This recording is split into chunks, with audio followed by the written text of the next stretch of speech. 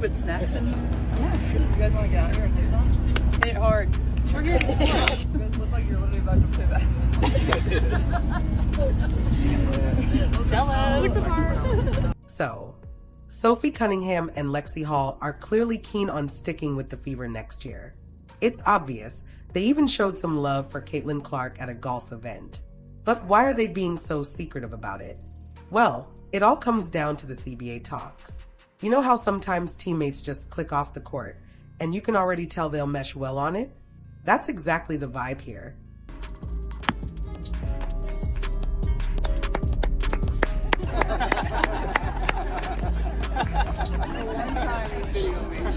The Fever's front office knows they need to keep Sophie and Lexie on the roster. It's not just about them being Caitlin's friends. Sure, that golf outing was fun, but it also showed they genuinely vibe together. And that's exactly what you want. Teammates who actually like each other, even off the court. Oh! This is making me nervous. Cunningham! Yeah, guys, come on! Yeah! Let's go! Oh, is that bad? But let's be real. It's not just a cute photo op. Sophie and Lexie both bring a lot to the table. Lex has that unstoppable energy and hustle you can't teach. She can shoot, she moves well, and she's the kind of glue player every team needs. Sophie's similar, but she's a knockdown shooter from deep and can handle the ball a bit too. They're not Aaliyah Boston or Kelsey Mitchell, but they're important pieces. And the fact that they click with Caitlin, that's just icing on the cake. Good chemistry matters, and when players genuinely like each other, it shows on the court. Is that bad? No, good. Oh no, oh no. You got it, girl. Happy Gilmore. Oh! Man down! Man down! He's down! I'm so sorry.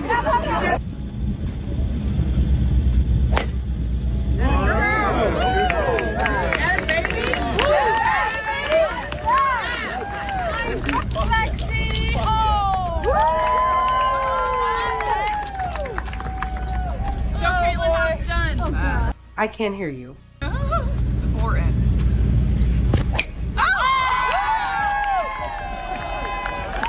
Oh, okay. I'm not going to let that thing. Don't hit anyone, Leye. I'll try not to. Thanks. Don't break my driver. Be dense.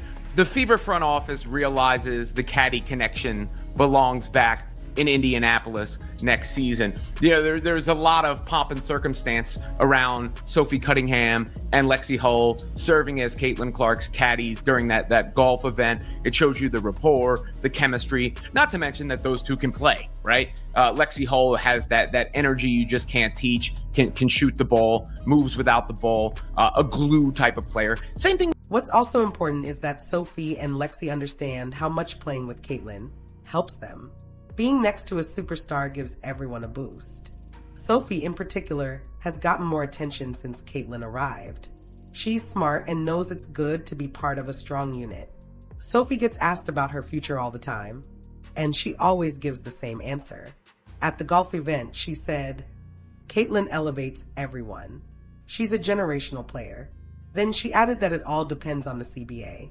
That's her go-to line right now. She's leaving it up to whether there's even going to be a season, which makes sense because those CBA talks are complicated and unpredictable. How much their association with Caitlin Clark helps them as well. So assuming all things get worked out the way one could see things getting worked out based on the past, both Sophie Cunningham and Lexie Hull will be. Sophie has been thoughtful in her interviews about the team and her role. In one recent chat, she said the Fever's biggest issue last season was health, plain and simple. She believes that if the team had been fully healthy, they could have won the championship. That seems fair. Injuries clearly impacted the Fever's performance. When everyone was firing on all cylinders, they looked like legitimate contenders. When asked about her likelihood of returning to the Fever next year, Sophie was practical. Everyone's keeping in touch, but there's not much to talk about until there's a CBA. It might sound awkward at first, but really, she's just being realistic. Until the CBA is finalized, teams can't make official moves or sign contracts, so there's literally nothing to discuss regarding her deal. Sophie mentioned that the last CBA meeting was about 2 weeks ago, and while she's not exactly sure where things stand, players are holding firm on what they want: better pay, better conditions, and better everything. The league, of course, has budget limits and other concerns, so reaching a compromise takes time. Sophie was also asked about Project B, a new league making headlines. She said, "If people are going to pay you multi-million-dollar deals, why wouldn't you consider it? It's a sensible position. Players have short careers and need to maximize earnings while they can." Project B seems focused on players nearing the end of their careers, offering big payouts before retirement. Caitlin Clark joining, it would be shocking given her current financial situation. She's already earning well from endorsements and her WNBA contract. Then there's Unrivaled, targeting younger players just coming out of college who want extra competition. That league has already signed several notable names and is gaining momentum. All of this is happening alongside ongoing CBA negotiations, which makes the situation even more complex. Some players in executive roles are affiliated with these leagues, creating potential conflicts of interest. Everyone is trying to balance personal opportunities with collective goals for WNBA players. The takeaway? Don't read too much into Sophie's comments about Project B. She isn't saying she's leaving the WNBA or the Fever. She's just acknowledging why other players might explore options and wisely waiting until the CBA is resolved before committing on the CBA front. Things have been quiet lately, which is actually a good sign. When both sides are yelling in the media, it usually means trouble. Quiet suggests progress. Meanwhile, the draft lottery is coming up and the league is acting like it's business as usual. Unless something dramatic happens, a lockout or a major CBA misstep, Sophie and Lexie are expected to return. Lexie, as a restricted free agent, can have her contract matched by the Fever, keeping her in town.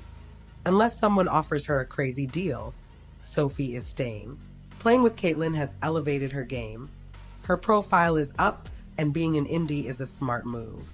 She knows it's valuable to be on a team, rising alongside one of the best young players in the league. Let's be real. Caitlin is the franchise. She's why people show up. The Fever social media gets it too. They posted pics of Caitlin, Sophie, and Lexie from the golf event, sending a clear message. These three belong together. Sophie and Lexie even showed up in Fever gear to support Caitlin, knowing she's the star and being completely cool with that. That kind of buy-in is huge for team culture. Not every player can be a star. Most have to embrace their roles. The Fever wants strong character players. The one signing that didn't work out was Dyrus Dantas, but even the hardship players they brought in fit the culture well. Aerial Powers meshed immediately with the team when she was there. Sophie and Lexie aren't just good teammates, they add real value on the court. Both can shoot, which is massive next to Caitlin. They move well off the ball, and you could even run a small, ultra-fast lineup with Caitlin, Sophie, Lexie, Kelsey Mitchell, and Aaliyah Boston. It wouldn't last a whole game, but for stretches, it would be tough for opponents to defend. The chemistry matters. These players have spent time together. They get each other. You can't build that overnight. The golf outing was smart. It kept them in the news, showed their bond, and kept fans engaged during the offseason. People came out to watch Caitlin play golf. That says something. Fans are invested and want to see this team healthy and running it back next season. Sophie and Lexie get it too. Playing with a superstar gives them national exposure, chances at titles, and endorsement opportunities. The Fever front office knows all of this. They aren't going to risk a contract dispute that could disrupt the team. They understand the chemistry is real, and they know this team can win.